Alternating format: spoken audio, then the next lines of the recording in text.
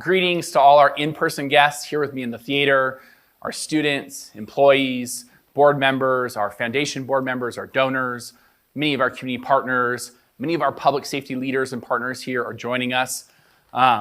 We also have greetings to everyone here next door in the University Center. We have a crowd about this size right next door in the University Center watching on the live stream. Thanks for tuning in.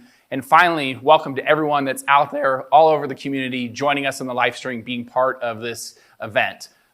It's amazing that we're here. Wow, we made it. We are going to start school on Monday. It's going to happen. This, I'm going to have to say, is the start of the school year like no other. The campus is turned 47 years old this year, and we haven't quite been here before, right, with everything we've been up against. We have decent skies outside, right? I mean, we have a livable AQI, which, yeah, woo, right? Every morning when I wake up, I was like, can we breathe today? Which is just quite a contrast to where we were exactly 3 weeks ago today. So if you remember, 3 weeks ago today is when Christmas Valley initially went on evacuation warning, and we were dealing with daily air quality index in excess of 300 and upwards to 500, 600, 700, right? So it's been a very challenging year and definitely a very challenging month. But it's not just the impact of the fire that our entire community was evacuated, but we have faced more than a year and a half of ambiguity, change, and stress brought on by the COVID-19 pandemic, right? So we've been dealing with a lot as a community. I've thought a lot about what I could say today that is compelling, worthy of your time, and that really captures everything that we've been through as a campus and a community. I can tell you one thing. This speech is very different than the one I had planned a month ago.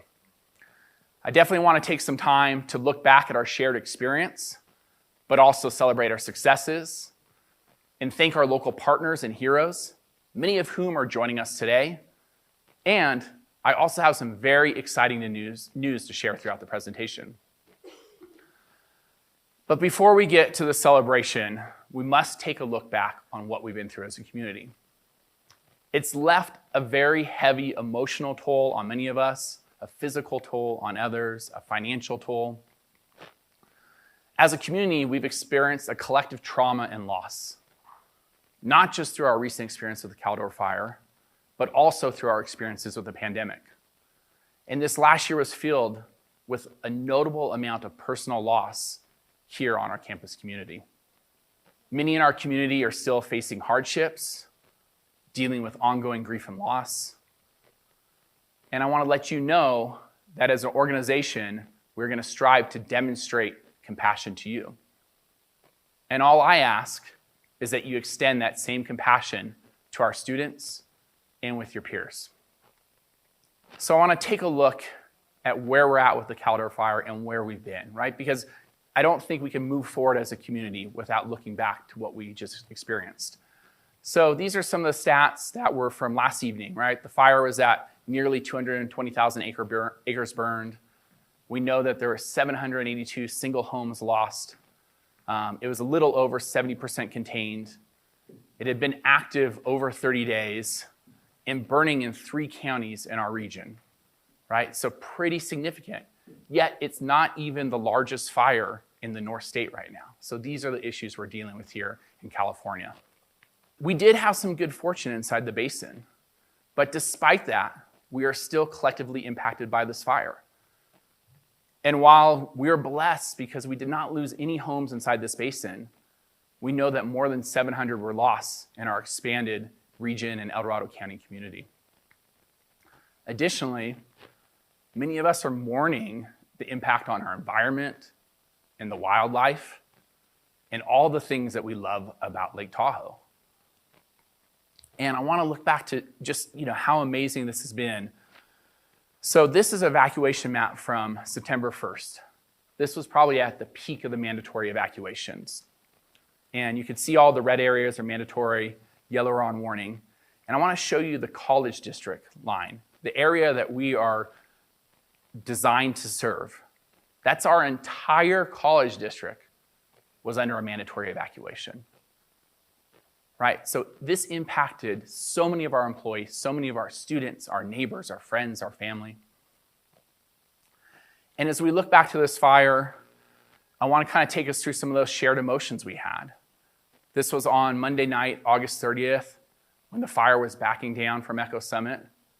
I think many of us were thinking like, oh my goodness, it made it to the basin. How did this happen, right? Kind of our worst fears were potentially going to be realized. We went to bed that night, restless, checking the news, social media, anything you could see. What's going on? What's up with my house? What's up with my neighborhood? Living in the Myers neighborhood, I definitely felt that. We woke up the next morning and we didn't always have, it wasn't immediate when you get access to the fire map. So we were going to anything we could. We were looking at like Google Earth or Zoom. And many of us woke up to things like this, these heat maps that, appeared that potentially our neighborhoods were fully engulfed. And these weren't just our neighborhoods where we live, but our family, our friends, and our loved ones. Many of us here were actually out fighting that fire. Many of us on this campus had loved ones and peers out fighting that fire and supporting that fire. But what we began to find out as the information was shared is that there was a heroic effort. And somehow, we were able to come back to images like this, where that house was, left unscathed, standing, yet the fire was right up against our doorstep. And we've heard a lot about these efforts. I'm going to talk more about them in a bit. And really everyone that made this possible, because it was an absolute Team Tahoe effort. But it wasn't just that experience of the fire and the evacuation. We've been smoked out here in Tahoe for most of the summer, right? The Dixie Fire, the Tamarack Fire, and then the Caldor Fire. This is from the Caldor Fire. I mean, look at that smoke line. Like, right, the college is in there somewhere, right? We were living under that smoke. It wasn't healthy to go outside. We couldn't sometimes go to work. Our businesses were being shut down due to the smoke. This photo on the right is a photo I took of Emerald Bay as I was leaving the West Shore, right before they closed the West Shore route out. And it was eerie. It was silent. It should be filled with people recreating in August. But instead, it looked like a smoky coastal island. In our community, we were dealing with AQI, 5, 6, 700. This was from a day that it was showing over on this side, actually, a day that it was showing South Lake Tahoe as one of the most polluted city in the entire US. This is actually from some purple air sensors that we now have at the Lake Tahoe Community College campus, one on our library, one on our main building, and we have one coming online at our LTCC soccer field. And the reason for this is that we know that this challenging air quality sadly is not going away. We made this investment in this decision at the end of last summer, and it's not only just to serve us so we can make good decisions as campus leaders, but also to support our community so they could get data about the air quality in our region. Thankfully, we've been able to return to something more like this. These were our air quality sensors on Monday, right? The silver lining of this is we did have to close due to many of these air quality concerns. But the silver lining is because of our COVID experience, we knew how to quickly flip our services online to virtual services. We were better prepared to continue to stay open even if we couldn't physically be on campus. I want to share one other thing with you about air quality. A lot of folks are asking me, what are the decision points? So anytime the AQI sensors, we use the IQ Air, right? So IQ Air or Air Visual app are the things you should look up. Anytime the Lake Tahoe Community College air sensors are above 150, we cancel soccer games, practices, community education, outdoor camps. We bring our maintenance workers inside. So that's basically our threshold for no outside events. If it's above 300, sadly, we now have to have a smoke day, right? We know snow days in this community, but they're more joyous, right? You think of your kids being able to be outside and play in the snow. I look forward to snow days, right? It means the skiing's gonna be good, the forest is gonna get the water it needs, but smoke days are now part of our experience here living in the North State. So pivoting back to the fire experience, I wanna share a couple insights that I had. I had the privilege of being invited to the city's Emergency Operations Center Cooperators Daily Meeting. It was a great way for me to get information to inform our decisions. But I also got to see behind the scenes the level of collaboration that was taking place. And there's so many agencies to honor and recognize. This is by no means an exhaustive list, right? but it's meant to acknowledge the agencies that joined in the fight against the Caldor Fire, as well as the public agencies that provided key support behind the scenes. And of course, while not on this slide, we want to thank all the agencies from up and down the state of California and from throughout the nation that were here to support our community, right? Coming to our community to help us. Absolutely.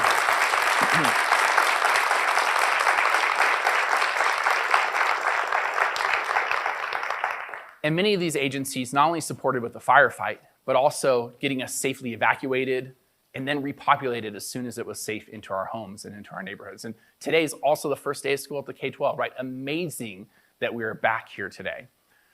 So I want to hit some of the high points. So first and foremost, to our firefighters, right? We cannot...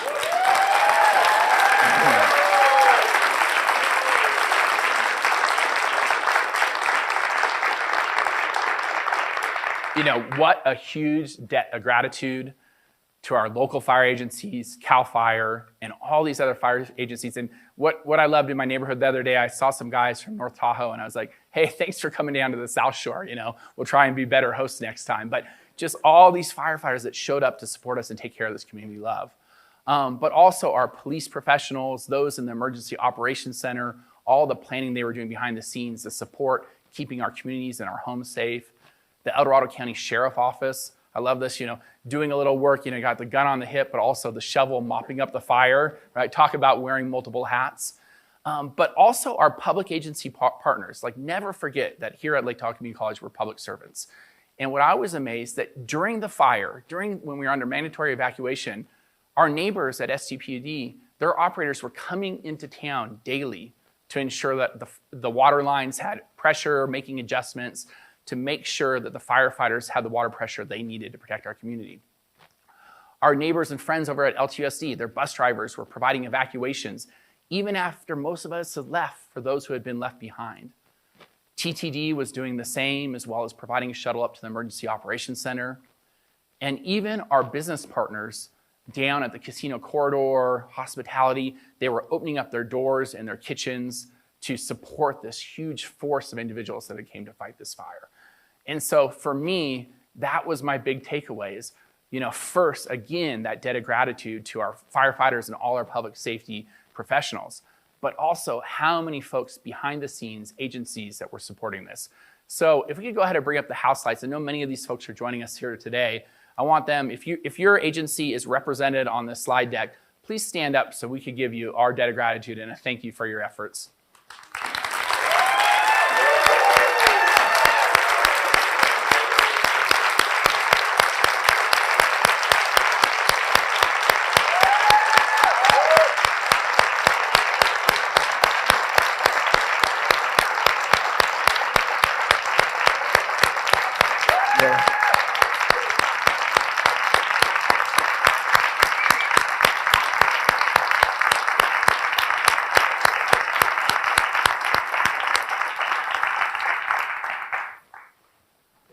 All right.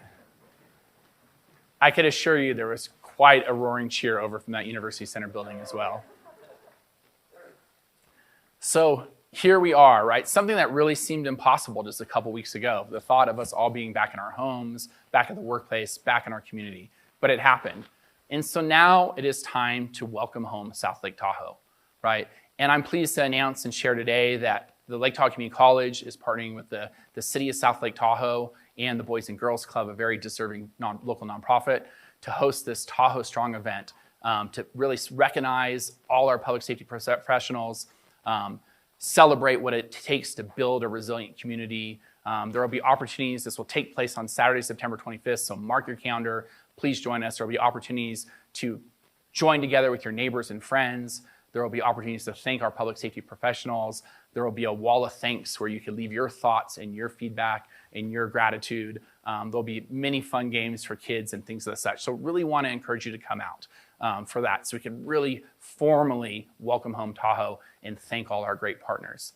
But it's already happening, right? Organically, if you drive around town, you see signs of support everywhere. And rightfully so, everyone's trying to reach out and say, how could we say thank you? And part of what we wanted to do today as a college was to take our moment to say thank you as well. So I want to share a video that will give you a little look into our community's things.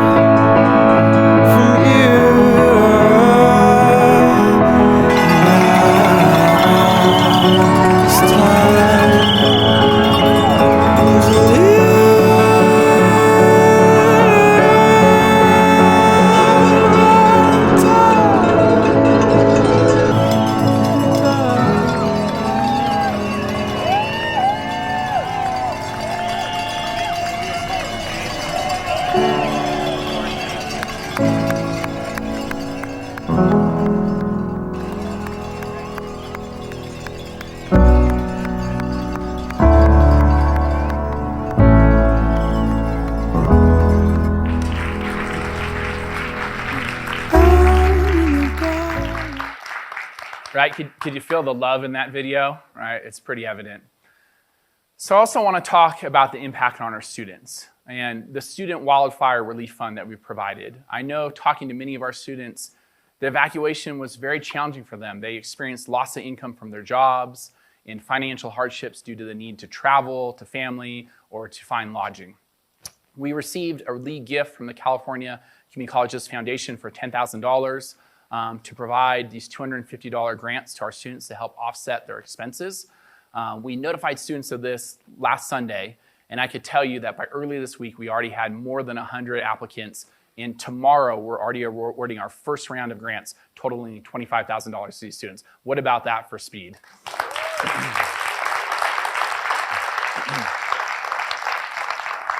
So the list is much greater than that initial $100,000. So if you so feel inclined, if you're on the live stream, if you're watching, you're in front of a computer, go to ltcc.edu/donate, and you could select the Wildfire Relief Fund if you want to support our students so they could get back on their feet and back to school. All right, so obviously, fire is very top of mind for all of us here. The impact on our environment is very top of mind for all of us. But I can tell you, it's something we've been thinking about at the college for a while, and really definitely for the past couple summers, as we dealt with more of these catastrophic fires, right, that are taking over our state. And what I want to share is how we could help, right? Help is clearly wanted. What can we do to assist? One of those things is our new forestry program, right? And now let me tell you a little bit about it. Students in this forestry program will learn the science behind how forests burn and how forests become more resilient. They will also gain the knowledge necessary to increase the pace and scale of active forest management in and around the Lake Tahoe Basin and the entire western United States, right? We know this is needed more now than ever. This program is funded by the California Tower Conservancy and the California Department of Forestry and Fire Protection. You also know them as CAL FIRE, and it's part of the California Climate's Investment Program. This program will launch here on this campus in fall 2022. It was made possible by nearly an $800,000 grant from these agencies. It's going to lead to certificates, associate science degree, transfer opportunities to pathways and four-year university forestry programs. But most importantly, it's going to lead to a prepared workforce to help meet the needs of our state in our region. Why does forest management matter? I'm sure by now, who's seen this image? Who read this article, right? The Christmas Valley Miracle, right? It's a very compelling article. First and foremost, it talks about the heroic efforts of our firefighters. It also shares that we did have some favorable conditions when the wind shifted, but also the impact of forest management that helped slow the progression and help level the playing field for our public safety professionals. Our Dean, Brad Deeds, who's over both our Fire Academy and our Forestry Program, shared that he believes this will go down in history in a lesson in the wildland-urban interface firefighting, that actually our future forestry students will be learning how forest management practices aided in keeping fire away from the homes in Christmas Valley, Myers, and South Lake Tahoe. There is some insight that's already been shared from the Tahoe Fires and Fuel team. This is their information that I'm going to share here with you today. I want to give you some context for consideration, a couple disclaimers.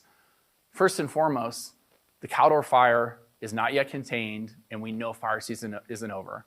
And I think nearly 1,000 structures have been destroyed in our greater community. So there is some success here, but obviously there is still a lot of grief and mourning. First and foremost, weather, topography, and fuels, we know that they collectively drive fire behavior. But evidence has shown that treatments and preparations help, but they are by no means the only factor determining fire behavior or firefighting effectiveness. In the coming weeks, agencies will have the ability to continue to collect information and learn more about what influenced the fire's behavior in firefighting operations. But there are some successes, and here's the early successes that they shared.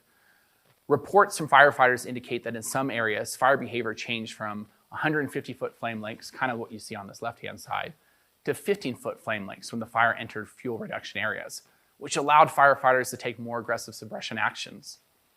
Firefighters also relied heavily on fuel reduction areas to construct containment line, and these open space treatments and the defensible space and home hardening efforts of residents also help firefighters control the fire's edge, catch spot fires, and have safer working areas to contain the blaze. So it does make a difference. What can we do here on our campus? One of our actions for this year is to focus on a fire-prepared campus. I could tell you that future administrations over the past couple decades have taken great care of this campus, and it has been managed with fire prevention in mind. But now it is time for us to reinvest. We'll be hiring a third-party firm with independent arborists and forester to inform LTCC with concrete actions that we could take on the 160 acres or so that we steward to do our part to protect this community. So that's what we'll be doing here at LTCC. But we know this forest management matters, especially in this wildland-urban interface. This is a photo from my neighborhood in Myers. This is reflective of many public lands in our community. There's a lot of public land directly adjacent to our neighborhoods. And we know that our forest management has been under-resourced by both the state and federal government, and that we now need a new generation of forestry professionals to meet these needs so we don't end up with forest management decisions that look like this. Finally, I will make a final plug for all of us as homeowners to do our part. Yeah, look at that guy with the chainsaw, right? Looks a little different than the suit. This was me with my 3 neighbors. I mean, every night we were out there on that terrible AQI. We were raking pine needles, lemon trees, doing everything we could to make our space more defensible and do our part to support the firefighters if they were dealing with spot fires and whatnot. But to be clear, we don't want to leave it up to this guy, right? We need trained professionals to bring forest management to our community. Help is wanted, and we're here to help provide it. So in addition to actively managing our forests, I mean, of course, our Fire Academy plays a key role in serving our basin in our region. This is a Fire Academy graduating class from 2017. This is a photo on this side of our fire cadets in their program. And these are actually 2 of our Fire Academy grads. I want to share with you that every LTCC Fire Academy class grad from class 15 was on the Caldor Fire at one point, right? Imagine that. They graduated last June, and less than 2 months later, they are here fighting fires to save their home community. I think we got 1 or 2 of our Fire Academy grads from recent classes here with us today. If you're here, can you stand up so we could see you? Oh, we got 4.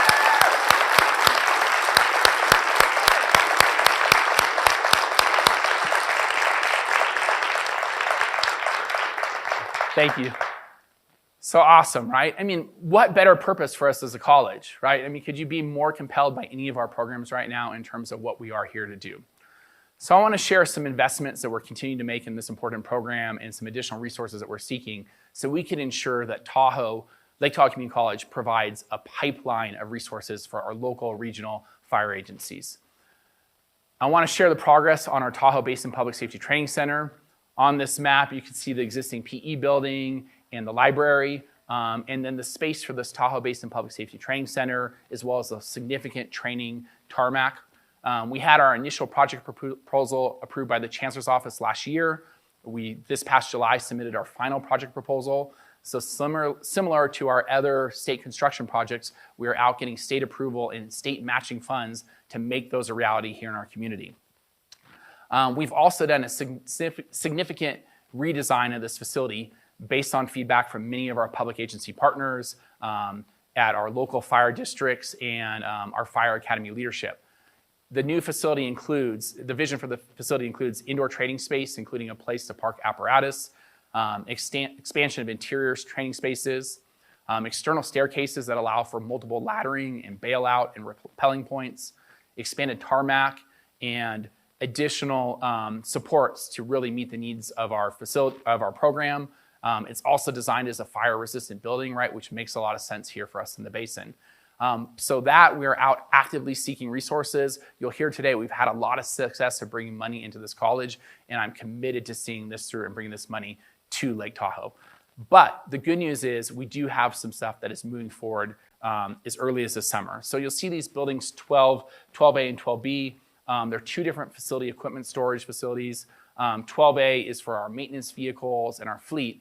And then that 12B is going to be for our instructional equipment for our fire academy, for them to park an engine, their training tower, all their gear, to start bringing them and providing an opportunity for them to come to campus, as well as our wilderness education. And that will be constructed and done by December 2022. What do we think about that?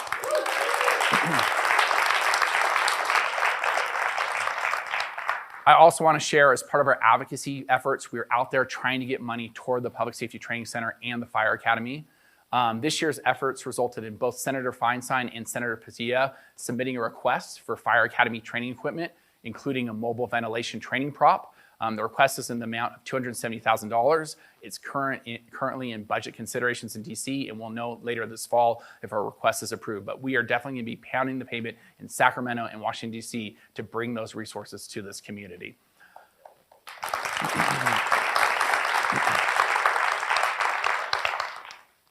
So what is out of the pot into the oven, right? From one crisis to another. I do want to pivot here and shift and talk about our COVID response, right? So I guess one bright spot of the fire and the terrible air quality is it took our mind off COVID for a couple weeks. You know, if you're looking for a silver lining. But we are now 18 plus months into the COVID pandemic, and we have been focused here on campus on risk mitigation for our employees and our students.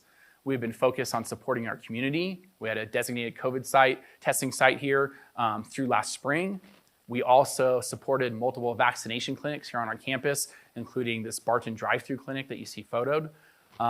And we did support our employees, right? That was another key thing, is getting vaccinations for our employees, especially our frontline essential workers, so we could be open through last year's winter months. And if you remember at the time, I know anyone could go into a pharmacy today and get a vaccine, but at the time, we were scraping to get 15 doses, 50 doses, 100 doses, so we could start working through our workforce and get folks vaccinated.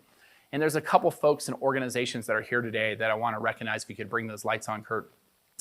First is our partners at El Dorado County Office of Education, including the Superintendent of Schools, Dr. Ed Mansala. I want to let you know that Ed and his team, they were advocates for us down at the county saying, hey, we need these doses so we could keep our doors open and get students served. So I want to thank Ed for his great advocacy. And then also our partners over at South Lake Tahoe Fire Rescue, including Chief Savakul and Captain Kim George and others that actually came to campus and gave a lot of the inoculations. I know our EDCO team and our South Lake Tahoe Fire Rescue team are here. Could we turn the lights on so we could thank them personally from all of us here at LTCC?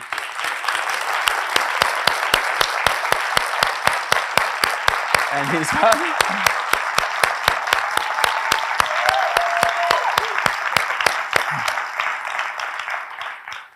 I know many of us were appreciative. Look at Allie, look how excited she was. I mean, have you ever seen somebody smile through a shot? Right, so getting the vaccines to our employees, that was definitely a key step of us being able to be open here today and even open up our services as early as last April. So what are we doing to manage the COVID pandemic? I know there's concerns about the Delta variant. Will this pandemic ever end? These are good questions. So first and foremost, we have a mask mandate on campus for our students and employees. It's pretty much mask wearing anywhere in a classroom, a common space. We have a couple of exceptions. If you're vaccinated in your private office or two-person office, you're allowed to have your mask off. We allow speakers for like TEDx and things like this, myself, to have our mask off. I will tell you that I did a daily rapid test every day this week from our risk manager to make sure I was ready here to present to all of you. But that's what we're doing to make sure that we're safe. Really, the masking is the first line of defense. And we know that this is one of the best ways we can keep our employees and students safe. Surgical masks are available for any student or employee at any entrance if you need one. And we all need to do our part. And I know many of us find us in a position of like, ooh, my mask is uncomfortable, ooh, it's not over my nose. And so I want to call upon one of our longest standing employees here, Danny Massalonis, to giving us a reminder of how difficult it could be to keep those masks on. And we appreciate all your diligence in keeping your masks up.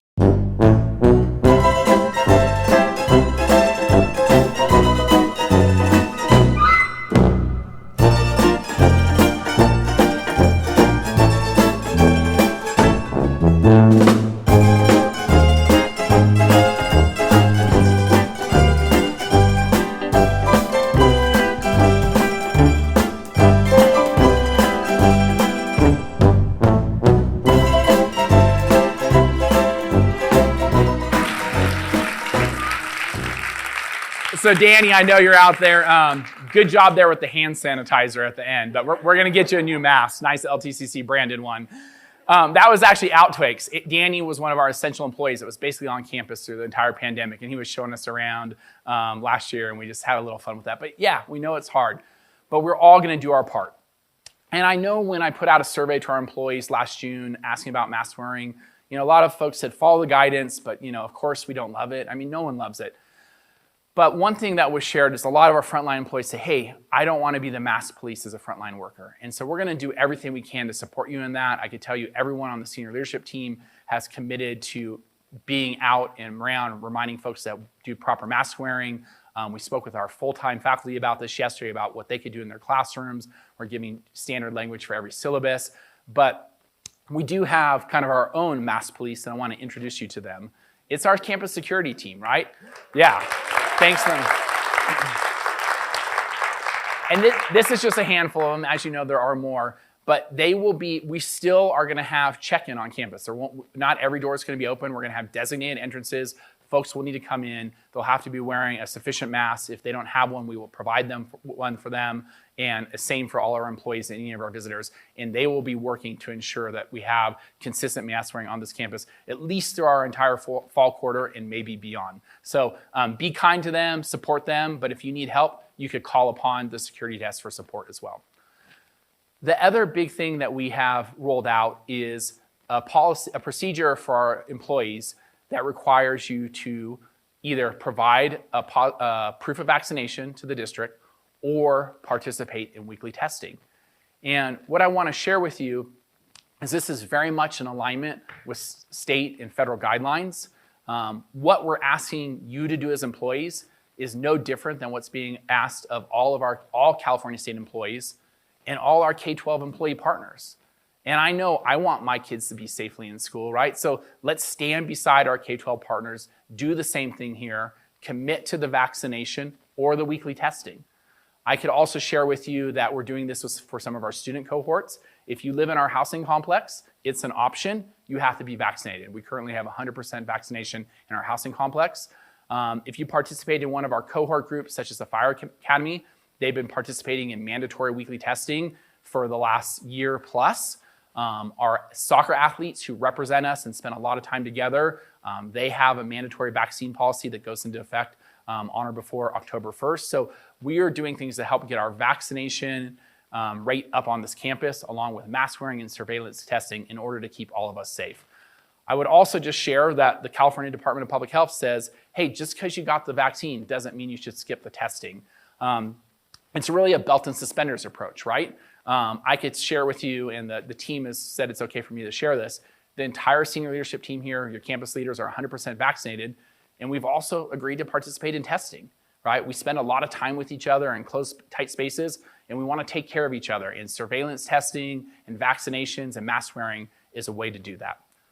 Also, we've made a lot of changes to our facilities while we've been gone. And even just in the last day or two at campus, if you've been walking around, you'll notice we have air filters and HEPA filters all over campus. Basically, every single office has one, every classroom. We've also, you'll see like that new AC unit that's in classroom A255. We installed a lot of new AC units throughout campus as well to bring in outside fresh air. And so a lot is being done by your risk management and maintenance team to make campus more safe for all of you. So it's really no one thing. All these things are the solution. The mask wearing, the testing, good contact tracing, and good quarantine rules and requirements, effective sanitation, and vaccines, right? All these together will be our strategy to be safe as a campus. And again, at the end of the day, it's about risk mitigation. We can't eliminate risk, but we're going to do everything we can to mitigate risk. So as we think about COVID, what impact has it had on our student body, right? We know it's been very financially challenging for many of our students and community, but I just want to give you some high-level stats. So this is our headcount. You'll see in 2018-19, that was a red letter year for the college. We served more than 8,000 students, right? We had been on a multi-year uptrend. And even into fall 19, we were one of our biggest quarters yet. But then the pandemic struck, and many of our students had to drop out of school because of financial reasons, because they didn't find online working for them due to job and family considerations. And last year, as you could see, we served about 1,500 less students than just 2 years before. And this isn't about numbers. People are like, is this about budgets? Is this about enrollments? These are people. Every number is a person that's not able to get into our services to upskill, to get a degree, to go to our fire academy, whatever it is that they're trying to do, they're being left behind. Just in the last year alone, we have 300 fewer first-generation students.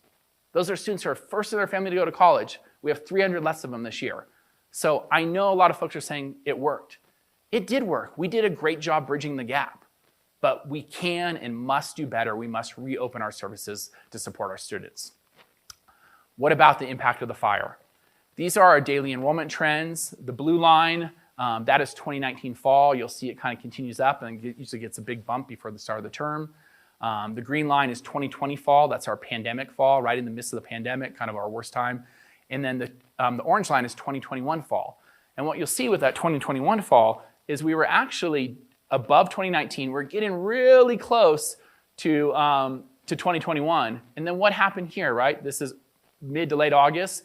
And then this is around like August 27th to September 8th when we were all evacuated, or mandatory warning evacuations and mandatory evacuations, right? Our enrollment went flat. So there's many students that are being left behind due to these crises in our community. And we need to do everything we can to let them know the college is still here. We're open, we're available, we're here to serve them. So that way they can move forward and meet their goals. So what are we doing to support our students? One of the big things is we're providing financial support. So I'm excited to tell you about the LTCC CARES grant. I've announced this before. To date, 524 awards to students in the amount of $306,000 to students in our community. What about that? Pretty significant number.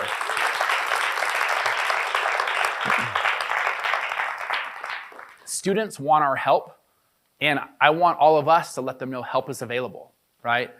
This is really focused on our students who've been impacted by the pandemic. We are going to continue this through the entire 2021-22 academic year. So if you know a student who's a first-time CARES recipient, they could qualify up to $750 awards. If they're a returning CARES recipient, they could qualify up to a $500 award each term just to stay in school, right? I mean, talk about an incentive to stay in school. But guess what? I have some much bigger news than this $300,000. This is actually one of the biggest announcements of the year. We know the students have impacted COVID in multiple ways, and it's left many students unable to pay past fees due to the college.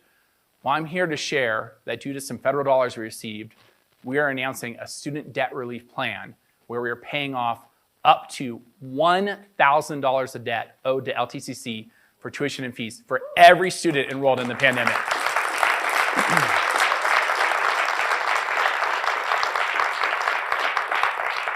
This is more than 700 students during this pandemic that have debts owed, that are no longer enrolled. They have a combined debt of $300,000 of fees and tuition or more from spring 2020 through now. And historically, these students would just be prohibited from re-enrolling. They wouldn't be able to come back. But what we're saying now is we are able to do a one-time forgiveness of this debt, come back, get enrolled, get that degree, get the certificate, get the job done that you came here for. All right, so please, please, please spread this word to our students. So as we look back, it is time to kind of celebrate. We did it. I mean, the pandemic isn't over, but we kept the college running through a very difficult time, through an extended closure, through virtual services. We should recognize it was imperfect. Our enrollment was down. We didn't always meet the needs of every student, but we did it. We kept moving, and we had many success stories for our students. We kept our employees employed. There was a lot of success that we should be proud of. But with both these crises, the fire and the pandemic, we need to recognize that we can't move on from experiences like these. But we do now need to move forward, right? What is next? And I could tell you, I envision and look forward to a time when we have a bustling campus again, when the campus is full of students, just like this in the Commons, except all with masks on, by the way. But we need this. Our students want it. Every student I talk to tells me they're excited to come back. They can't wait to take that face-to-face class. They didn't take the class during the pandemic because they wanted to take it face-to-face. They're ready to do it this fall. So I know with everything against us, it's easy to get down. But we need to remember that hope is our superpower.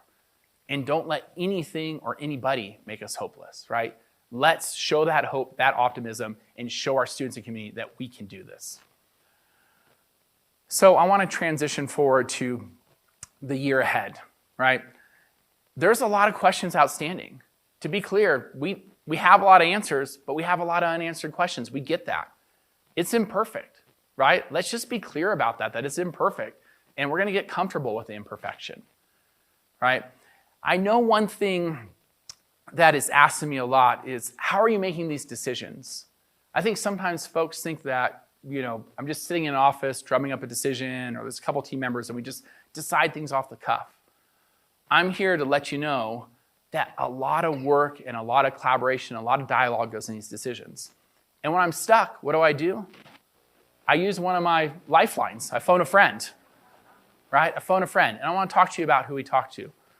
Definitely during this fire incident, we're talking to public safety leaders, multiple conversations with the city manager, Dr. Todd Cutler, the K-12 superintendent, right? We were all talking. There's a lot of collaboration and dialogue. What are you going to do? What do you know? If you do this, how will it impact my organization? I know folks are always worried, but wait, what is the K-12 going to do? How's it going to impact our kid? Don't worry, we're talking. And I want to just highlight this. There is a level of collaboration right now between these community leaders at the public agencies. I'll include STPUD in that, and others, and our fire agencies that I haven't ever seen during my entire time here in Lake Tahoe. I'm also talking to all your employee group leaders, right? Going to them, asking for feedback, asking for input, getting their ideas. I have a deep Rolodex of mentors, folks that have been college presidents, who are recently retired, who are experts in the field, calling them, asking for their feedback. We're in close conversation with the board, right? They're your community representatives, and especially that board leadership. We're talking to other statewide leaders, other community college presidents. The first thing I did when the fire started approaching our community is I reached out to the president at Shasta College and Butte College. They recently dealt with fires, one that came all the way to Butte College's doorstep. What did you do? How did you support your employees? How did you keep campus going? We are not making these decisions in isolation. We are very well informed, in fact. But it's challenging. And I know challenges are uncomfortable. But it's 2021, right? Life is full of challenges. We're going to have to get comfortable with it. A little sage wisdom here from Ted Lasso. I'm not sure if there's any Ted Lasso fans. Good, thank goodness. Taking on a challenge is a lot like riding a horse, isn't it? If you're comfortable while you're doing it, probably doing it wrong, right? It's uncomfortable. Let's get comfortable with being uncomfortable. And I know we've been shot down. I try and be an optimist. I'm trying to make lemonade out of lemons, but at times I feel a lot like this, right? Anyone else feel like this recently? It just keeps coming and coming and coming.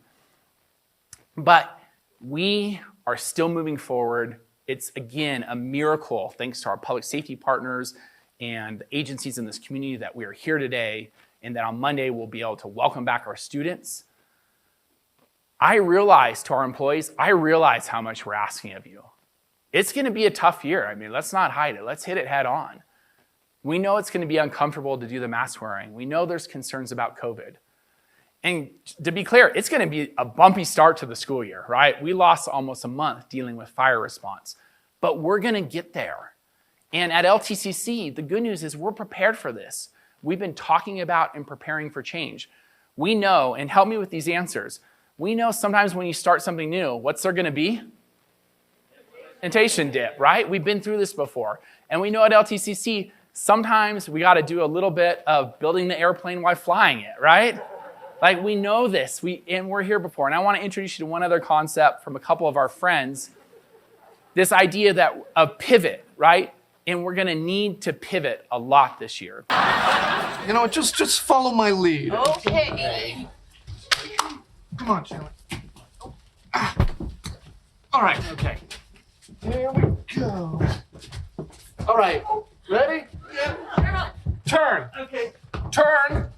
Turn. I don't think we can turn anymore. I just don't think it's gonna fit. Oh, yeah, well, come on, up. Yes. Here we go. Pivot. Pivot. Pivot. Pivot. Pivot. Pivot. So if you hear me in the comments screaming, pivot, you'll know what to do. For those of you that are joining us for the first time here for this, we try and keep a little levity in this as well, because there's a lot of heaviness to everything we're dealing with. Yeah, right? Let's keep it light. So I want to get back to the original theme I had planned for this speech almost a month ago, help wanted. And I'm sure when you saw the postcard or the email invite, you're thinking, what's this about? Am I being invited to a job fair? Well, yes, kind of you are. Just to be clear, you're going to hear about some grants. We're hiring. We need our community to come join us here at LTCC. But this help wanted is bigger than a conversation just about jobs, right? It's not only wanted, help is needed for our students. Help is needed for this community right now, right? We have been through a lot. And I'm here to tell them, what am I going to tell them? Help is on the way, right? We are going to bring that help. But in order to do that, it's going to require leaders at all levels.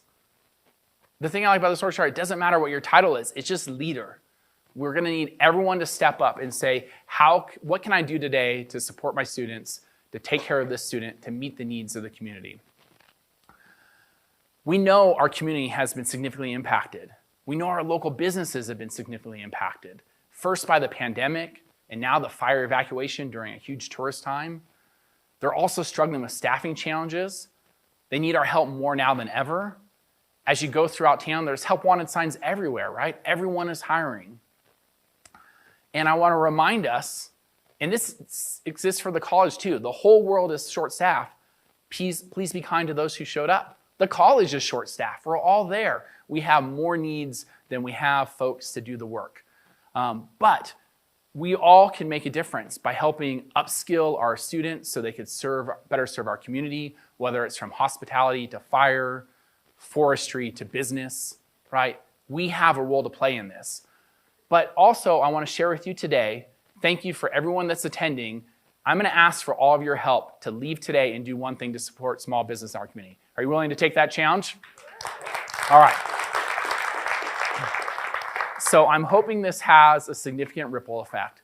But everyone that is joining us today here in the theater and everyone that is joining us today in the University Center is going home with a Go Local $20 gift card that can be used at 75 of our local businesses, many of them that you know and love. I know a couple of our business leaders are here today. So go out, use that gift card, get back in our businesses right away, right? They are hurting right now. Get in there, be kind, use the gift card, maybe bring your friends, maybe spend more than the gift card, right? That's part of the idea. And let's give our local business community a shot on the arm. Can we do that? Yeah.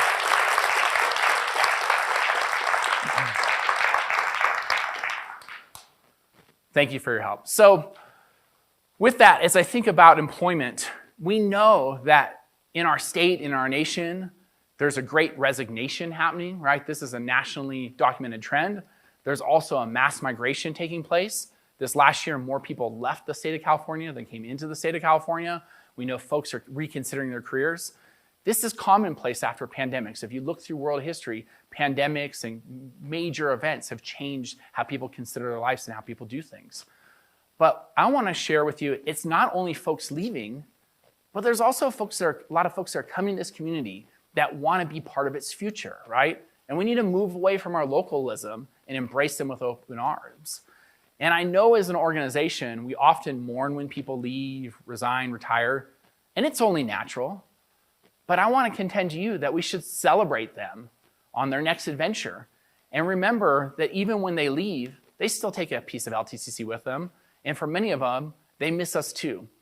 Let's watch a short video from one of our friends. What's up, Coyote Country? Do you miss me? Because I miss you. I wanted to show you my new digs at MSUB. It's Julie Booth! Hey guys, you're still with me. That's awesome. You know, I'm really excited to be the Director of Retention here at MSUB's University and City College campuses. And I thought I'd introduce you to some of my friends who want to say hello. Hey Clinton, what up? I miss you. You rock.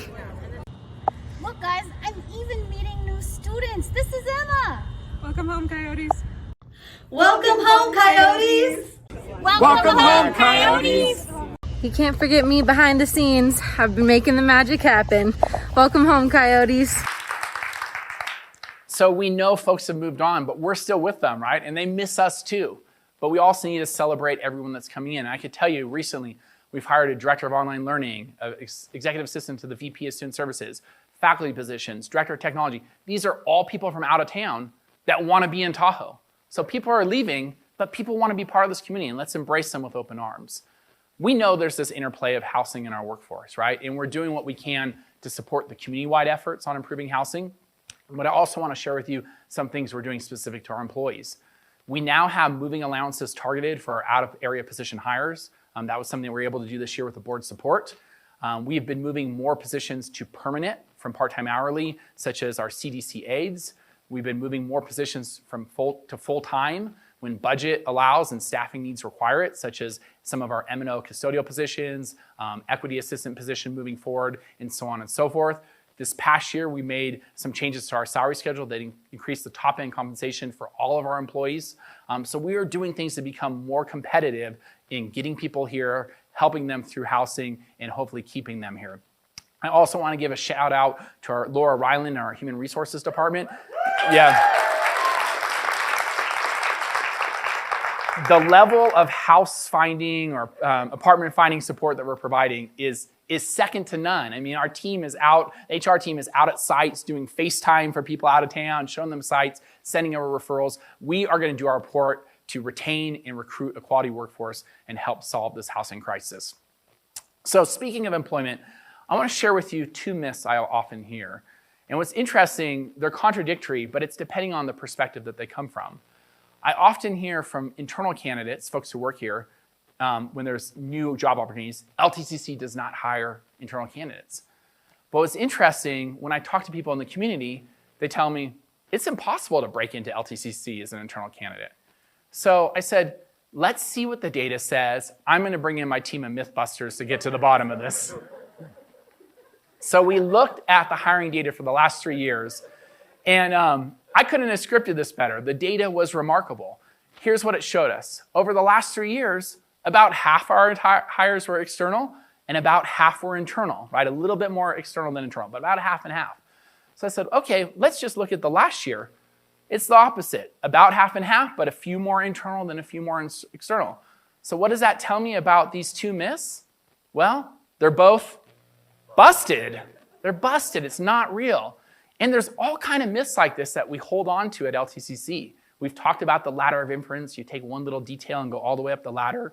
And so this is a little series that I'm going to be doing throughout the year. So if you have a good LTCC myth, bring it to me or to the member of the team, and we'll pull the data, and we'll see what the data shows us. So I encourage you to help me bust those myths.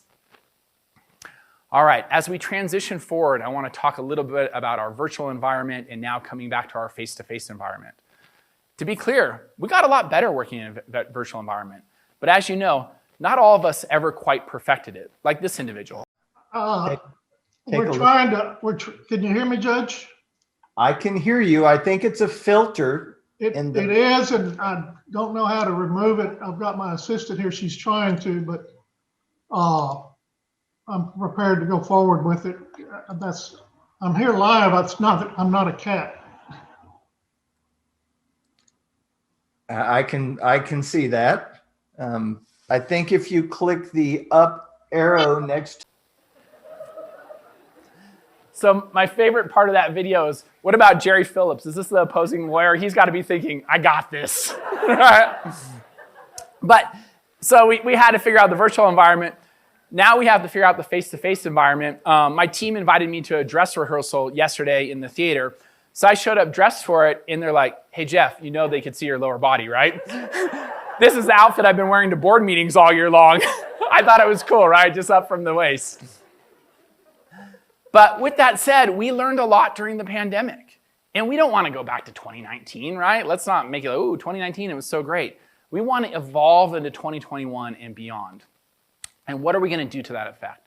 Well, first off, help is available, and we're going to continue to provide this help to our students, such as all the virtual services we created, being active on Cranium Cafe, Canvas shells for all our courses, the ability to flip a switch to go virtual immediately like we had to in the recent fire. We want to keep those lessons. Our partnership with Timely Care, we launched 24/7 mental health for all our students this past June, and now they have access to free scheduled counseling and mental health visits. We want to keep that. And it's not only our students, also our employees qualify for the Employee Assistance Program for mental health services. Also support to students, checking out Wi-Fi hotspots and Chromebooks through the library. Yeah, that started during the pandemic, but we're keeping that. That's not going away. We also learned that there are some benefits of telecommuting. That's why the board approved a pilot procedure for this academic year to allow many of our employees to telecommute up to 20% of the time. So we're taking some of these lessons and bringing them back into the future. Also, many of the technology tools. I mean, Adobe Sign, can we stop pushing the paper around, right? Because we coming back to campus, we don't need to go back to how we used to do things. So let's evolve into 2021 with the lessons we've learned through this pandemic. All right, each year I like to highlight metrics that matter. These are things that we're measuring for our student success. The vision for success is something that comes from the statewide chancellor's office. It establishes a set of goals. You all should have received a handout with these goals when you walked in, but I want to hit a couple highlights. This goal 1 is about increasing all students who earn associate's degrees back from the baseline year by 20%. We're at a 28% increase, so we've made good progress there. But as you see, we had a little drop off during the pandemic. This next goal, this goal is like a thorn in my side. It's increasing our number of certificates, and we're just not making it. But I'm here to tell you is we need to get auto awarding implemented this year. There could be no other excuses. We must get it done. I know a lot of folks are working really hard on it, but we know students are earning these certificates, but they're just not getting them allotted to them. So we are going to take this goal on, and I'm promising you that next year I'm going to have better news to share on this one. Our associate degrees for transfer, the goal was to increase by 35% from our baseline year. We're up 56%, but again, we're still down in the pandemic. That's to be expected, but we're making good progress. Let's continue to do better. Increase the number of students transferring to four-year institutions by 35%. We've increased it by 20%. Still some work to do to move forward, but I like the direction. I like the trajectory. Decrease the number of units it takes. So ensuring students are taking more units than they need to get a degree. Our goal was to decrease by 9%. Our current is a 16% decrease. Our guided pathways efforts are working. And the final goal, and this is why we're here, right? Not just to give degrees, but to help get students jobs. Increase all students who achieve a living wage. The goal was to increase by 10%. We've currently this year just achieved a 13% increase. Great news for our students in the workforce. One of our other fundings is one of our other metrics is grant funding. So how are we doing? Well, we've made some progress since 2015, right? Look at that. These are many of the institutions that awarded us grants, folks like the Department of Education, but also local partners like Eldorado Community Foundation, Parasol, Tahoe Women's Community Fund. And last year, I shared with you that we were investing in putting bandwidth in grants development. And I'm here to tell you that that investment in that position is paying dividends. First, this past August, we were awarded nearly $1.4 million for our TRIO grant. This is going to serve 500 students each year at South Tahoe Middle School, South Tahoe High School, and Tallac to help low-income students graduate high school and enroll in college, right? Great news for our community. But there's more good news. Earlier this month, we also, literally like a day or two later, we were notified that we got a $1.5 million grant over the next 2 years to expand dual enrollment, right? So focusing in partnership with LTUSD to increase the college credits students get in high school and help them complete high school and college on time, right? Another bit of great news. We were one of only 4 California community colleges to receive this grant, right? 4 out of 115 or so. So pretty amazing. But guess what?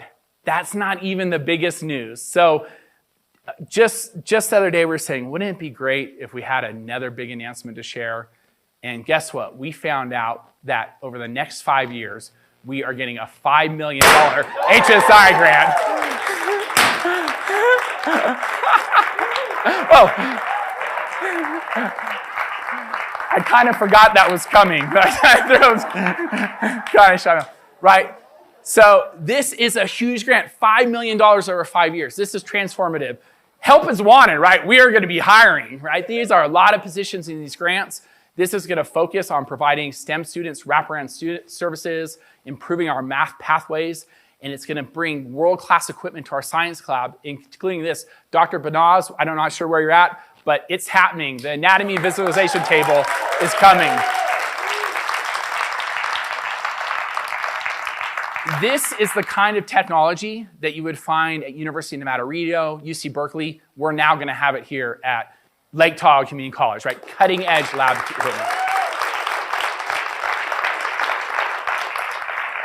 So it's early, it's only September, but we're well on our way for 21-22 in bringing in the money. So I know it's tough to make investments, but they are paying dividends. So as I reflect on our work, and I spent a lot of time this summer, like probably many of you, thinking about what am I doing with my job, my life, this world. There's just so many challenges everywhere we look. And I would contend to you that there's kind of this triple crisis that we're looking at. We're dealing still with the COVID pandemic. We're still facing issues of racial and social injustice that are centuries old. And now we have this growing climate environmental threat, which we've seen very firsthand this year by these catastrophic fires and extreme drought conditions in our state. And so this is what we're up against. And, I'm asking myself, what can we do? What's the purpose of our work here? Can we undo centuries of injustice? Can we heal our planet? Can we get through this pandemic? Can we make it right? So I want to share with you my vision and our goals to move forward, because this is not just a job, right? This is a purpose-driven mission here at LTCC. This last year and a half, I was able to participate in this National Aspen Presidential Fellowship. And one of the big things they encourage us to do is get very clear about why you do this work and what you want for your institution. So I want to share with you my vision that came out of that work. It's for us to drive social and economic mobility for our students with equitable outcomes for completion, transfer, and career placement in their chosen field, right? Why they went to school, getting that job. This is our work as far as I see it, and you'll see the goals that I'm going to bring forward and the work that I'm going to do is going to align to this vision. So we're kind of rounding toward one of the final pieces of our presentation is focusing on our goals of the year ahead. So here are our 21-22 goals. Our first goal is an emphasis on equity, aligning our policies, practices, and resources to support LTCC's mission to become an anti-racist and multicultural institution. This is not a new goal. Our board, I want to give them all the credit in the world. They have stepped up. They have passed resolutions. They have approved policies and procedures to renew our equity focus. We launched a Diversity and Equity Inclusion Task Force this last January. They are doing good work. They provided the results of their work to the president and the senior leadership team this August. A lot has been accomplished. They also provided a lot of recommendations moving forward. For instance, this is one example of something they did last year. at the height of COVID and the racism toward our Asian Pacific Islander community, they put out this campus-wide engagement to talk about steps that we could all do as individuals to help combat this racism in our community and in the nation. We also are making progress on Name Coach, right? This is a key step to being inclusive for all our students' employees. Here the names say it right.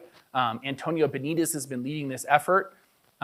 Here you see example Name Coach, and this is an important status update. And faculty, this is great news for us. All new students now are automatically directed to Name Coach upon registration.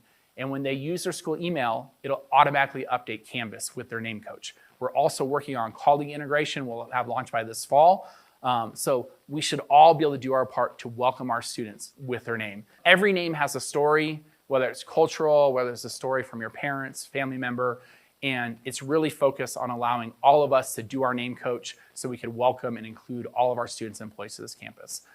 Another key outcome of the DEI task force was to identify a tool for a hate and bias incident reporting system.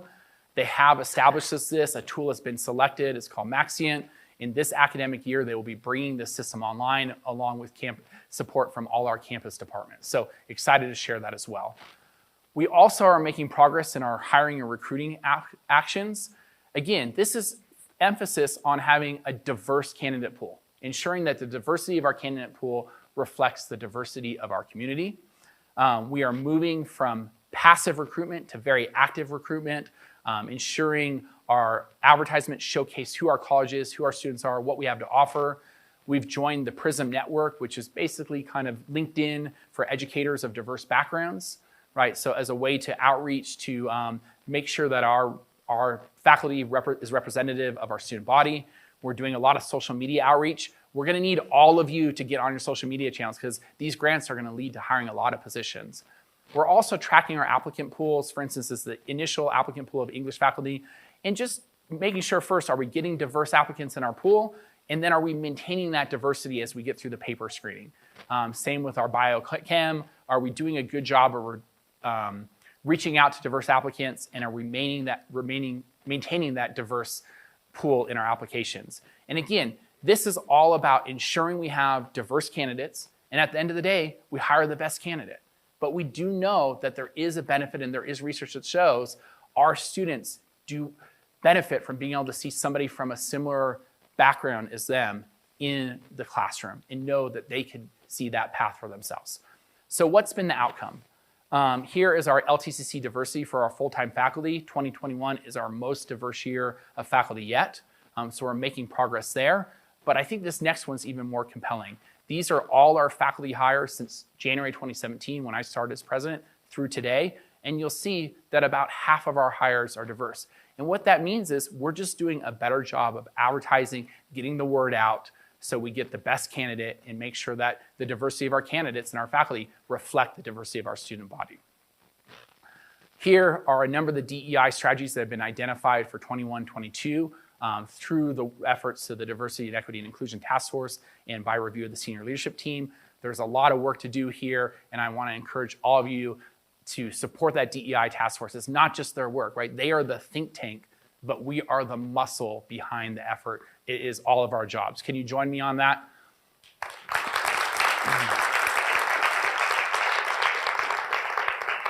Our second goal is increasing student access and supports through expansion and enhancement of wraparound services, right? So we want to focus on that. One of the key elements is student scholarships. I know we have many of our donors and foundation board members here today. This year, almost $200,000 worth of scholarships giving out, right? Pretty amazing. I know many of our donors are on the live stream, so thank you to all of you. I believe that by next year, we're going to be in a place to double our 2017 number, which I think is frankly amazing. We also know students need housing now more than ever, right? Especially with the challenge of finding housing in our community. This is our housing property. Kudos to the board for taking a risk on this. It was a bumpy start with the pandemic, right? We went into the housing business and all of a sudden a pandemic started. And like many local business owners, we were hit with that. But I'm happy to share with you that our current fill rate is somewhere in the 85-90% threshold. We're filling it up. We got a lot of students there. There's a lot of interest in it. So that is a key support we're providing for students. We also have our food pantry and our basic needs center, which became even more critical during the pandemic. Let's hear from one of our students that was helping organize the food pantry for us. Alberto, take it away. My name is Alberto Morales. I'm a peer mentor for the equity office at LTCC, and I've been here for 3 years. Since March of 2020, I've been onboarded to work security for the college as well. There's check-ins, checking in temperatures for the beginning of COVID, but being on school and being in an educational environment it's always been helpful to me. So also do my classes, but also work on campus to get things done for my education. I've been working at the food pantry for about 1.5 years, and students just kind of have that resource and like security of food being able to fall back on rather than have them missing a meal or something like that, which is pretty cool. What I do specifically for the food pantry is I stock the pantry up. Yes, it's time consuming, but it's always been really fun for me. It's that like Good Samaritan feeling where you kind of see the like joy out of it when you deliver the food. I get to actually kind of interact with the students more. It was also actually pretty cool to see that we had it, because I mean, getting to see and getting to use it is actually pretty helpful, especially when you're kind of cut down on money or short on cash to buy some food. Before moving out, it was always a struggle for me and my family to kind of have some food, but I was able to kind of bring that back with the food pantry, so it was pretty nice to have that fall back. So my biggest challenge over the last year would be possibly be away from everybody.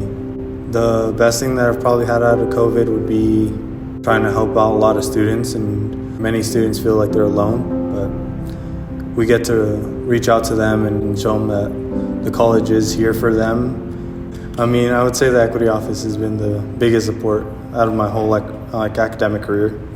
I mean, just the environment, the people in it have always been so amazing.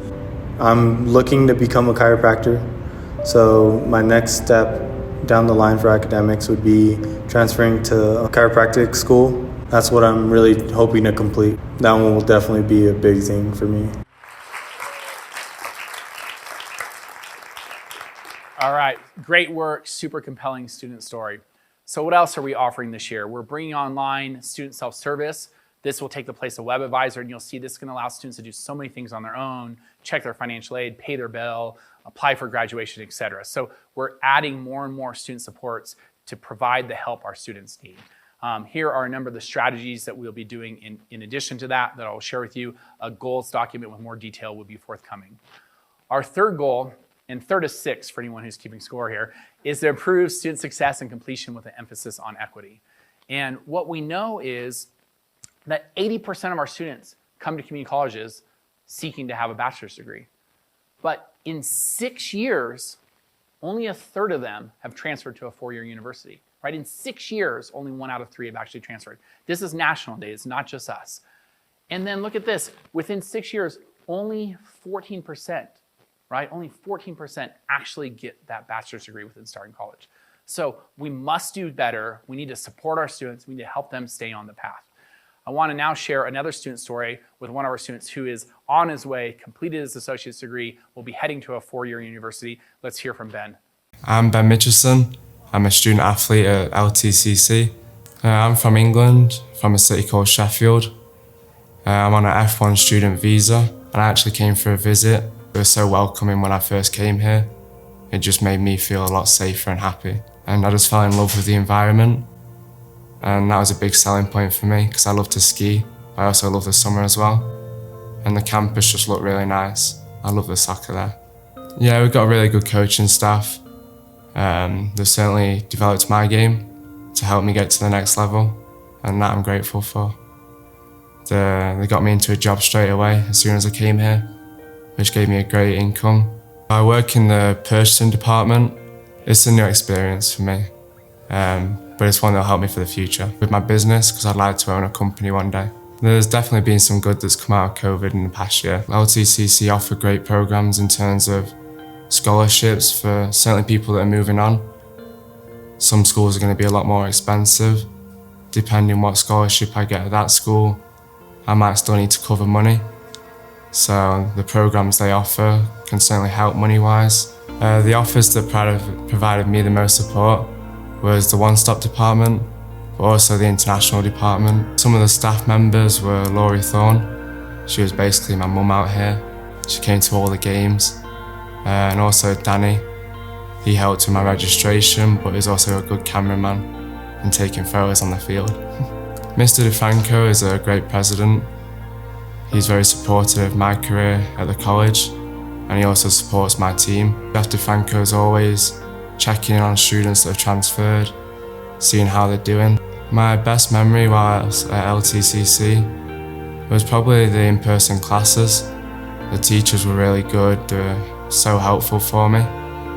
Usually I'm not a big school person, it's just all about sport, but they actually helped me enjoy school more, and now I'm like a 4.0 student, so it's going good.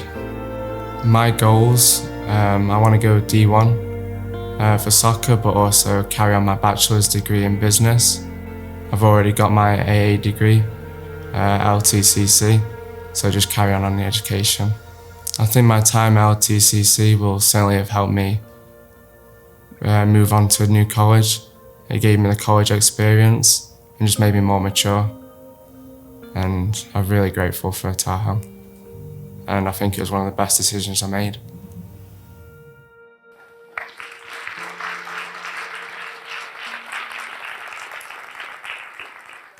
Hey, Ben, who's Mr. DeFranco? Are you talking about my dad? So I want to share with you, so that is one of our success stories, and we do have many, right? You're hearing some of them here today. But I want to also talk about our community, right? This is some community data. 30% of our community has some college, no degree, right? They started college but never got that degree. This is much greater than the state average, the regional average, and the national average. So what are we doing about this? Well, with the support of our board and a trustee fellowship grant, right, more outside money, you're noticing a theme here, we were able to launch this Reconnect to Complete program. We were able to hire Antonio Benitez as a program specialist in retention. And now through this project, we've identified about 400 students in our community who have some units but don't yet have a degree or certificate. Of those 400, nearly 50 of them have already returned to LTCC, and 2 of them have already been awarded the degree. So that is going to be our efforts. How do we go out and recapture those students, right? A little bit about them. You'll see that the students are very diverse, like our community. There are many different age groups. More than 40% are first generation, so it makes a huge difference to their families. And about 2/3 of them are Pell recipients. And so making a very significant difference for these students. All right, a couple strategies and outcomes that we're sharing with this goal area. And also now want to move on to goal 4, which is building modern facilities in alignment with the district needs and cultivating resources in support of program and facility expansion. So first off, very excited about this. Our Early Learning Center is coming to fruition. This is going to provide a permanent home for the Tahoe Parents Nursery School program after 60 plus years. And let me assure you, it's beautiful inside, right? It is beautiful inside. It is opening this fall. We're going to have an open community house later in the fall. We'll be inviting all of you to check it out. And it won't only host Tahoe Parents Nursery School, but it'll also support and host our Bridge Language Academy, which is a bilingual enrichment program. And as you can see, the youth of our community are going to have a brand new, beautiful facility to get their started off on the right foot at LTCC. And I look forward to the opportunity to invite you all personally into this facility in the coming months. Moving on, the Remodel for Efficiency project. As a reminder, and it's actually important to point out, this was made possible through Measure F funds, right? Our Early Learning Center. So thanks to all our Measure F supporters. This Remodel for Efficiency, it's about a $20 million project. Half of that came from local Measure F funds. We were able to go out and get $10 million from the state to match our local funds. This is going to modernize our science labs, our art labs, our student services places, our faculty offices. So new disability resource center. This is going to transform our campus. You can see all the areas that are highlighted behind me in terms of the color. Those are the areas that will be touched. It starts now, phase 1 over in the E-wing for, through fall. And then eventually a huge portion of campus is going to be impacted. Also, you'll notice here on the west side of campus, a fire lane. So we'll have wraparound access on campus, again, to be a fire-prepared campus community. Our one-stop will be enhanced. We're launching a set of all-gender restrooms. We have faculty collaboration spaces, a new science commons. So there is a lot of excitement in what this is going to bring.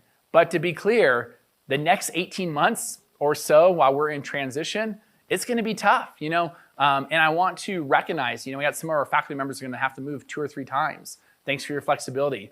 Our art staff this fall, they're teaching their art classes in the costume shop over here. One of our art faculty members, Brian Urian, gets the Flexibility Award. His office is the dressing room in the theater, right? So we're all doing what we need to do to make this possible.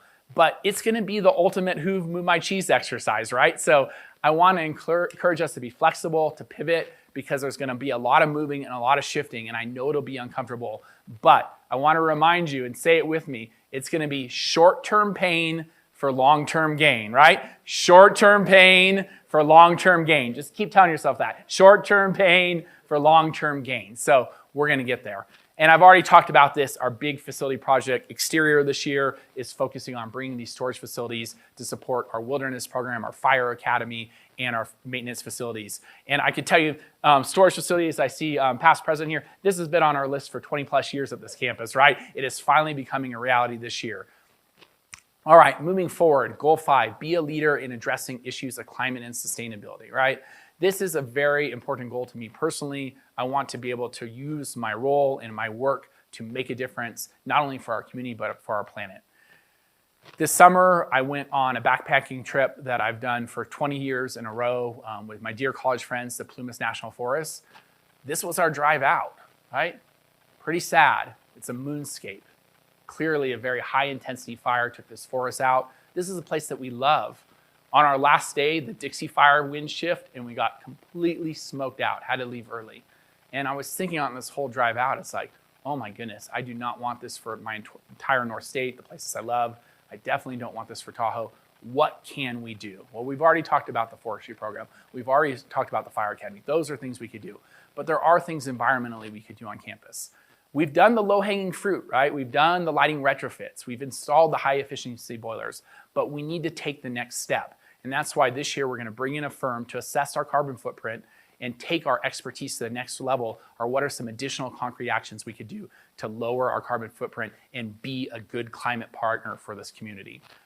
We were also a partner on the Greenway Trail, which is now open and operational to encourage more of you to ride your bikes to campus. We launched the Mobility Hub, which won the TELAC Achievement Award last year. Again, want to encourage you to participate in this bus transportation. TTD, we're supporting them in their electric vehicle or electric bus charging needs. We are developing a plan to bring electric vehicle charging stations to campus, right? So there's a lot that we're doing.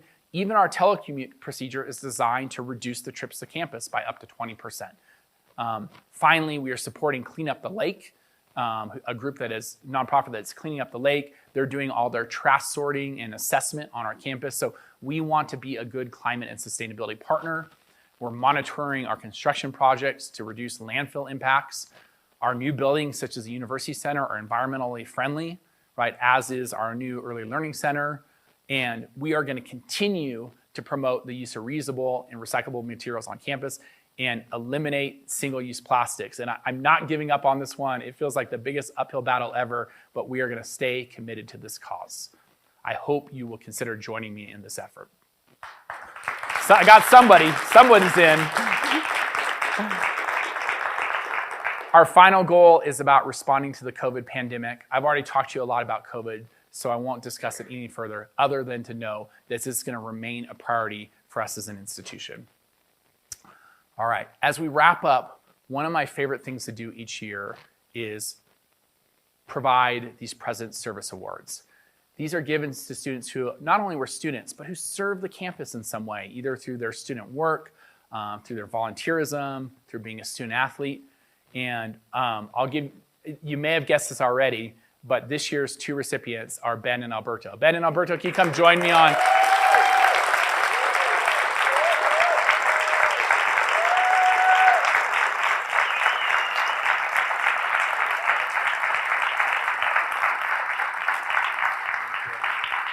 So I don't know if you knew this was coming. So, you've heard their story, so I won't repeat it. But Alberto, not only has he been an equity mentor, he really kept the food pantry running during the pandemic, which I think to me was something that was very endearing and deserving of this award. And he works in security. I mean, talk about wearing many hats on campus. Wants to go to chiropractic school. I know that's going to be long and expensive, so we want to support you with that. Ben has been a student athlete. He's worked on campus his entire time. He worked on campus throughout the pandemic. He was kind of one of our essential workers at times. So both of them have went above and beyond and are so deserving of this award. But the good news that I have for both of you is that it also comes with a $2,000 scholarship. Yeah, you're welcome. But hold on. The scholarship is a contract to find yourself in that 14% of completers, right? To reach your goals. I got a chiropractor mentor for you here. We need to get you to that 4-year degree and get you through it. Could you commit? All right, awesome. Thanks, guys.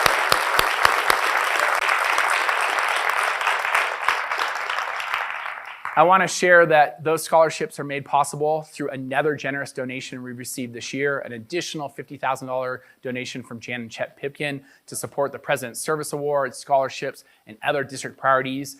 Thank you to all of our donors. Your generosity is making a difference for our college and for our students.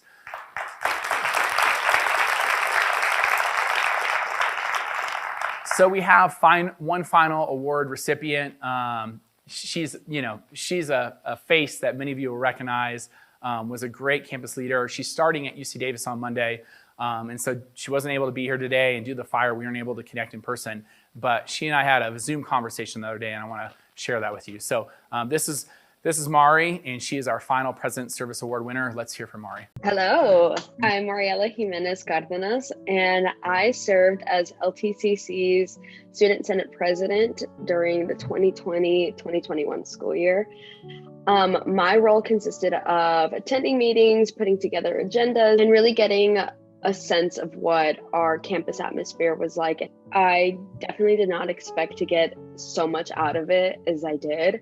I liked having a voice within those meetings. I really liked being a part of what was being done and what was being said on campus. COVID, I know, was a hard time, not just for me, but I know that a lot of our students had similar issues that I did.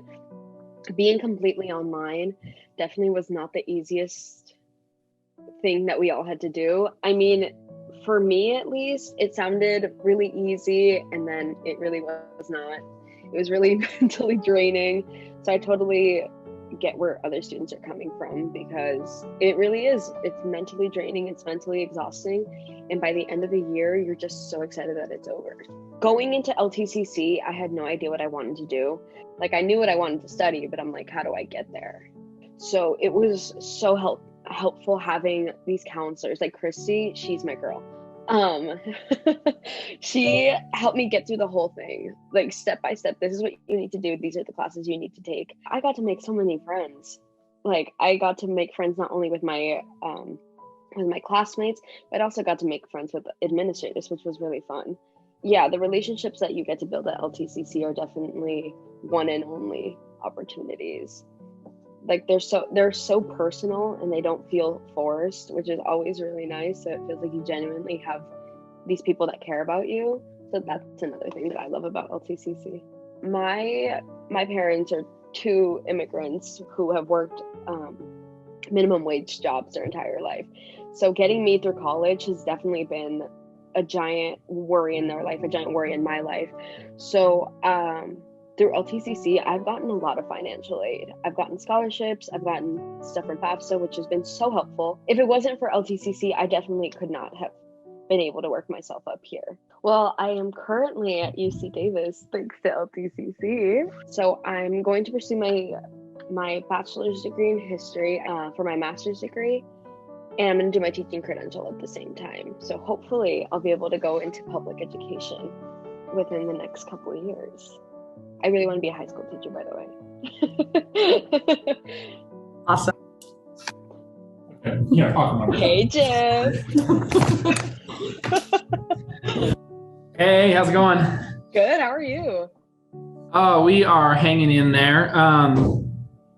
Cool. So has your term started? No, we start next week. You're feeling ready to go, ready to start the term, fully prepared? I'm excited.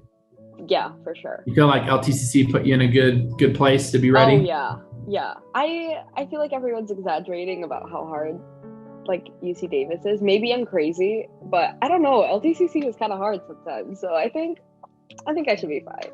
I think you'll be well prepared. Good. Yeah. Good. Cool. Well, hey, I just want to like personally thank you for this past year. It was great. You're an important voice for students. I definitely appreciated our time together, our lunches together. It gave me some good insight and also awesome graduation speech. And was so fun to be with you. And I know you also stepped up a lot as a student leader and the city council debate and all those different things. So I don't know if you know this, but we actually have this thing called the President's Service Award at LTCC. And it's an award that I'm able to give to a handful of students who not only are great students, but also kind of go above and beyond to helping the institution through their service. And I actually want to let you know that you're going to be one of our recipients for this year. So congratulations on that.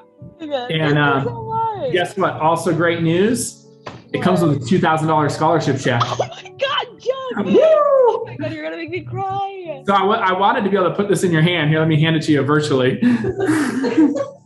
But we'll drop it in the mail. Drop it in the mail to you. It's at the fire and everything. I'm bummed we didn't get to see each other in person, but totally understood. But I'm literally gonna cry. So that's okay. So we want to just thank you for everything you did, and hopefully this will give you a little boost to, ensure you get through UC Davis and get that degree and make us proud. Oh my God. Yeah, thank you. Thank you. You guys have done so much for me, like not only on an individual level, but you guys have done so much for me. The campus has been one of the most supportive environments I've ever had to be in, and thank you guys so much. I can't tell you how grateful I am for that. Yeah, it's our pleasure. It's our pleasure. Happy to support you. And I know you have big plans beyond that bachelor's degree. You're going to have a lot of schooling ahead. So you're going to need all the scholarship money you can get. $2,000. No, super fun. Great to see you. Super glad to give you this chat. You're top of our list. Top of our list for deserving recipients. Thank you. So just thank you so very much for everything that you've done for me. Seriously, thank you so much. Of course. From the bottom of Mara, you make this job worth doing. Thank you. Yeah, thank you. All right, I'm gonna close the screen before I start crying. Okay, stop. Okay, yeah. Okay. All right. Well, hey, good to see you. Good luck. I'm sure you'll name it. All right. Okay, that's good. Bye, Lori. Bye. So I want to let that student voice just resonate with you for a bit and show you that our help is wanted, our help is needed. This is our work this year. Let's do this. Thank you.